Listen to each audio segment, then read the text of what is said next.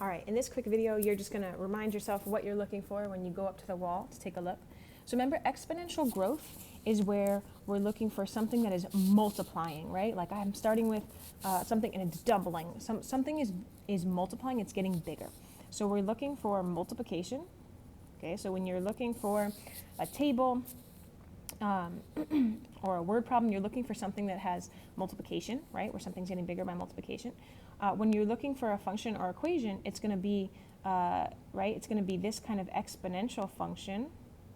And what has to be true for it to be growth? Well, this has to be more than 1, right? If it's like 0.5, then that's decay. So when you're looking for an equation, you're looking for a number here that's more than 1. And when you're looking for a graph, that exponential growth, right? Remember how it happens? It kind of slowly grows, slowly grows, slowly grows, and then all of a sudden it really shoots up. And so your graph looks something like this. And I didn't mean to collide it with this arrow, but that's sort of the shape of an exponential growth graph. Okay, now, so you're going to go and you're going to look at the wall and then fill in the letters, like what graph is exponential growth? So you'll fill in the letters here. Okay, how about exponential decay? Exponential decay, you can consider it multiplication by a fraction, right? Or you can consider it division. But either way, like it's something it's getting smaller, but it's not being subtracted. It's some other kind of change, right? It's either being divided or multiplied by a fraction. And so when we're looking for an equation, we're still looking for exponential here, right? But this has to be less than 1 in order for it to decay, right? Because we're taking this number, we're multiplying it by a number less than 1, it's going to get smaller.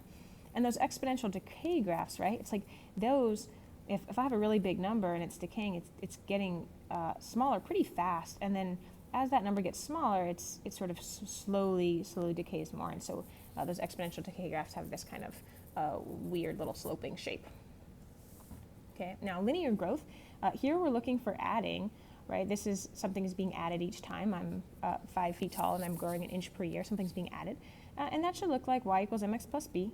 And if I want it to be growth, right, then this has to be a positive number. And my graph looks something like this. It's just a line that's going straight up, right? And then linear decay, this is something where something is being subtracted. And if this is linear, so we still have that y equals mx plus b format, but here the change that's happening is a negative change, and we have that downward sloping line, that negative slope. Okay, so go ahead and take a look at the wall and see if you can fit these letters in.